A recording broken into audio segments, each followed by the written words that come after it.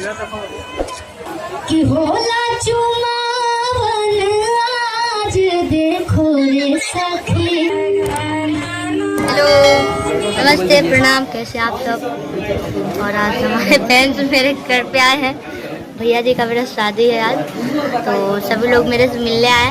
बहुत खुशी हो रहा है और थैंक यू आप लोगों को तो मेरे से मिलने आए और आप लोग इस काबिल मुझे बनाए। और दिल से धन्यवाद। ऐसे ही मुझे आशीर्वाद प्यार देते रहिए और सपोर्ट करते रहिए। इस चैनल को आप लोग सब्सक्राइब कीजिए, लाइक कीजिए और ज़्यादा से ज़्यादा शेयर कीजिए। जो भी वीडियो ये डालते हैं तो आप लोग प्लीज़ उससे देखिए और अच्छा लगे तो शेयर कीजिए। जय माता दी।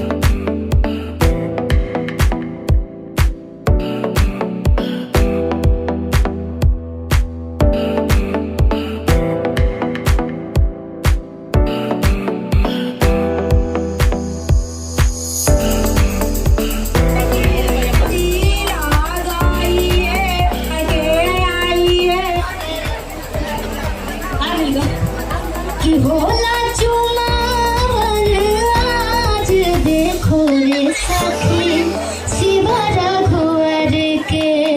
होला चुमावन आज देखो रे सखी शिव रघुवर के। दीदी चुमावेली अनधन लुटावेली। दीदी चुमावेली अनधन लुटावेली। दीदी लुटावे हीरा लाल देखो रे सखी शिव रघुवर के। होला चुमावन आज देखो रे सखी शिव रघुवर के। भाभी चुमावेली अरे अनधन लुटावेली। भाभी चुमावेली अनधन लुटावेली। भाभी लुटावे हीरा लाल देखो रे सखी शिव रघुवर के।